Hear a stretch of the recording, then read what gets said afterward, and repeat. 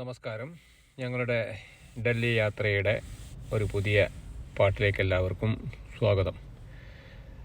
ഇത് ഞങ്ങൾ ഡൽഹിയിലെത്തി രണ്ടാമത്തെ ദിവസമാണ്. ഞാൻ കഴിഞ്ഞ പാട്ടിൽ പറഞ്ഞിരുന്നല്ലോ, 2 പാട്ടായിട്ട് കഴിഞ്ഞത് മൂന്നാമത്തതാണ്. അപ്പോൾ അന്ന് ഞങ്ങൾ ബഹ്റൈനിൽ നിന്ന് വന്നതാണ്. തലേദിവസം ഇന്നലെ രാത്രി എത്തി. പിറ്റേ ദിവസം രണ്ടാമത്തെ കരോൾ ബാഗ് മാർക്കറ്റിൽ ഒന്ന് പോയി. രാവിലെ പോയി ഒരു ഉച്ചയാകുമ്പോഴത്തേക്ക് ഞങ്ങൾ തിരിച്ചു വന്നു. അവിടെയാണ് നിർത്തിയത്. ഞങ്ങൾ നാട്ടിൽ നിന്നും കുറേ ആളുകൾ ട്രെയിനിൽ വന്നിരുന്നു. ഞാൻ മുന്നേ സൂചിപ്പിച്ചിരുന്നല്ലോ, ഞങ്ങളൊരു ഗ്ലോബൽ മീറ്റ്, കൊയിലാണ്ടിക്കൂട്ടത്തിൻ്റെ ഒരു ഗ്ലോബൽ മീറ്റ് ഡൽഹിയിൽ വെച്ച് നടത്തുകയായിരുന്നു. പല വർഷം 2 വർഷം കൂടുമ്പോൾ ഞങ്ങൾ ഗ്ലോബൽ മീറ്റ് നടത്താറുണ്ടായിരുന്നു. ബഹ്റൈനിൽ വെച്ച് ഒരിക്കലും നടത്തിയിരുന്നു, UAE വെച്ച് 2 തവണ നടത്തി. അതുപോലെ തന്നെ ഇപ്പം ഡൽഹിയിൽ വെച്ച് നടക്കുന്നു. അങ്ങനെ 2 വർഷം കഴിയുമ്പോഴിങ്ങനെ ഗ്ലോബൽ മീറ്റ് നടത്താറുണ്ട്. മിക്കവാറും എല്ലാം ഗ്ലോബൽ മീറ്റിന് ഞങ്ങൾ പങ്കെടുത്തിട്ടുണ്ട്.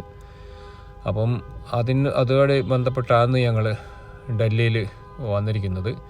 കരോൾ ബാഗിലായിരുന്നു, മുന്നേ സൂചിപ്പിച്ചതുപോലെ കരോൾ ബാഗിലായിരുന്നു ഞങ്ങൾ താമസം. അവിടെ ഞങ്ങൾ രാവിലെ കരോൾ ബാഗ് മാർക്കറ്റിലൊക്കെ പോയി തിരിച്ച് ഉച്ചയ്ക്ക് ഞങ്ങൾ താമസിക്കുന്ന സ്ഥലത്തെത്തി. അവിടെ നാട്ടിൽ നിന്നും വന്ന് ട്രെയിനിൽ വന്നിരിക്കുന്ന ആൾക്കാരുണ്ടായിരുന്നു, അവരുമായിട്ട് മീറ്റ് ചെയ്തു.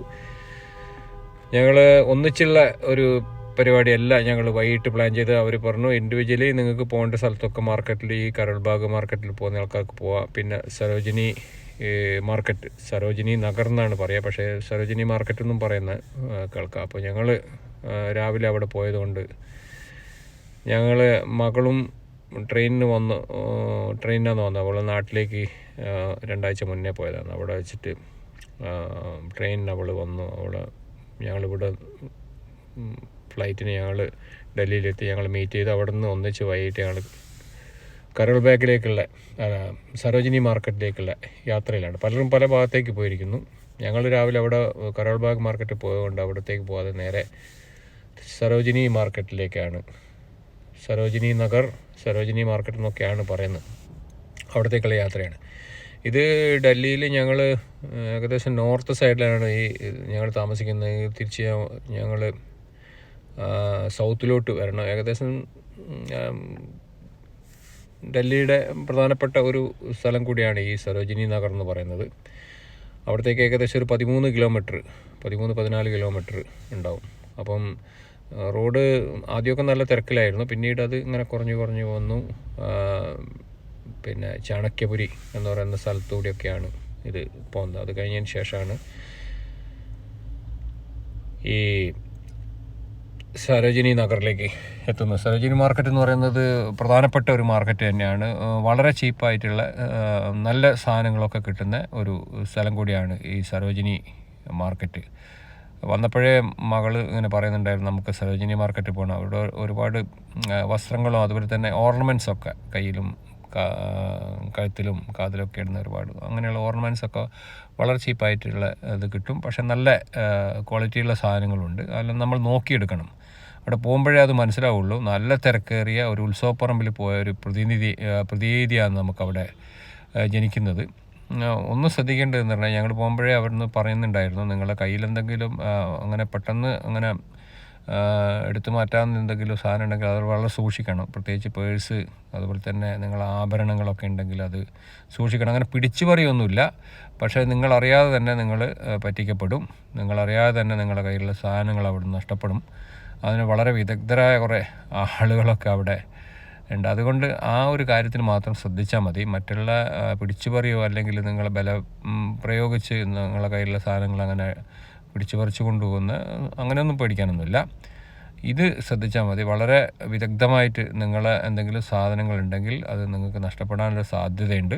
അതുകൊണ്ട് അങ്ങനെയുള്ള കാര്യങ്ങളൊന്നും, വിലപിടിപ്പുള്ളതൊന്നും നിങ്ങൾ പോകുമ്പോൾ കൊണ്ടുപോകാതിരിക്കുക. പ്രത്യേകിച്ച് എന്ന് പറഞ്ഞാൽ ഇപ്പോഴത്തെ കാലത്ത് എന്ന് പറഞ്ഞു കഴിഞ്ഞാൽ പേഴ്സിലൊന്നും ആദ്യം ആൾക്കാരും പൈസ വെക്കുന്ന ഒരു സ്വഭാവമില്ലല്ലോ. കാരണം എല്ലാവർക്കും പലരുടെ കയ്യിലും ക്രെഡിറ്റ് കാർഡ് ഉണ്ട്, അതില്ലാത്ത ആൾക്കാർ ഗൂഗിൾ പേ ഉണ്ടാവും.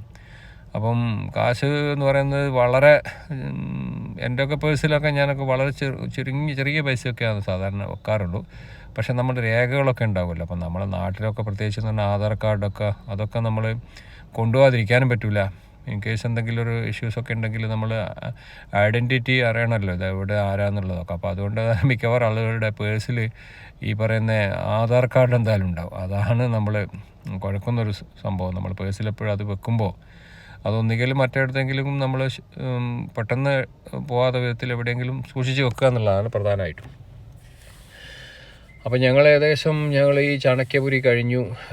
പിന്നെ സരോജിനി നഗറിലേക്ക് എത്തിയിരിക്കുന്നു. ഞങ്ങൾ സരോജിനി നഗറിലേക്ക് എത്താറായിരിക്കുന്നുവെന്ന് നമ്മൾ ഊബറിനാണ് പോകുന്നത്. ഞാൻ പറഞ്ഞല്ലോ, ഇതൊരു എക്സ്പീരിയൻസാണ്. നമ്മൾ കഴിയുന്നതും ഊബർ വിളിക്കുന്നതായിരിക്കും നല്ലത്. കാരണം നമുക്ക് റേറ്റ് അറിയാം, നമ്മൾ എത്തുന്ന സമയം അറിയാൻ പറ്റും, അതുപോലെ തന്നെ ആരാണെന്നുള്ളത് നമുക്ക് അറിയാൻ പറ്റും, ഏത് വണ്ടിയിലാണ് യാത്ര ചെയ്തെന്നുള്ളതൊക്കെ നമുക്ക് അറിയാൻ പറ്റും.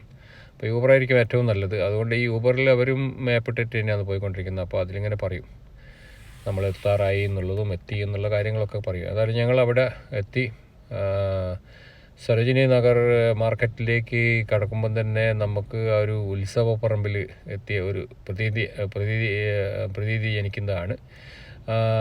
അങ്ങനെ ഞങ്ങൾ ഏതായാലും വന്ന സ്ഥിതിക്ക് കുറേ പർച്ചേസിങ്ങൊക്കെ നടത്താം എന്ന് തന്നെ കരുതി, രണ്ടും കൽപ്പിച്ചെന്നൊക്കെ പറയുന്നില്ലേ, അതുപോലെ വൈഫ് കൂടെ ഉണ്ടാവും. അവളാണ് മുന്നിലുള്ളത്. ക്യാമറയിൽ കാണാം നിങ്ങൾക്ക്. ഒരു കറുത്ത കള്ളി ചുരിദാറിട്ട് മുമ്പിലുണ്ട്. അപ്പോൾ ഞാൻ പ്രധാനമായിട്ടും തന്നെ എനിക്കങ്ങനെ കാര്യമായിട്ടുള്ള പർച്ചേസിങ്ങോ കാര്യങ്ങളൊന്നും ഇല്ല. പക്ഷേ അവരെയും കൂടെ ഒന്ന് ശ്രദ്ധിക്കുക എന്നുള്ളതാണ് എൻ്റെ ഒരു ഡ്യൂട്ടി എന്ന് പറയുന്നത്. ഞാനിങ്ങനെ നോക്കുന്നുണ്ട്, അത്യാവശ്യം ടീഷർട്ടോ മറ്റോ ഉണ്ടെങ്കിൽ വാങ്ങിക്കാം എന്ന് കരുതി. പക്ഷേ നമ്മൾ എടുത്തു പോകും. പലരും നമ്മളെ അടുത്തേക്ക് വരും, നമ്മളോട് ഇങ്ങനെ വില പേശും. നമ്മൾ ചില ഭയങ്കര റേറ്റൊക്കെ പറയും, 1500 2000 എന്നൊക്കെ പറയും. പക്ഷേ നമുക്കത് 150-200 കിട്ടും. ഞാനൊരു ബെൽറ്റിന് വില പറഞ്ഞ് കുടുങ്ങിപ്പോയി. അവസാനം വാങ്ങിക്കേണ്ടി വന്നു. കാരണം അവന് ആദ്യം 1500 പറഞ്ഞു, പിന്നെ 1000 പറഞ്ഞു, പിന്നെ ഒഴിഞ്ഞു പോട്ടെ എന്ന് വിചാരിച്ചിട്ട് ഞാൻ വെറുതെ 100 പറഞ്ഞു. അപ്പോൾ പോയതിന് ശേഷം തിരിച്ചെന്നെ വിളിച്ച് എന്നോട് 100 എടുക്കാമെന്ന്. ഏതായാലും ആ വിശേഷങ്ങളൊക്കെ ആയിട്ട് ഞാൻ വീണ്ടും വരാം. Thank you for watching. Sarojini നഗറിലെ കൂടുതൽ വിശേഷങ്ങളായി വീണ്ടും കാണാം. Thank you.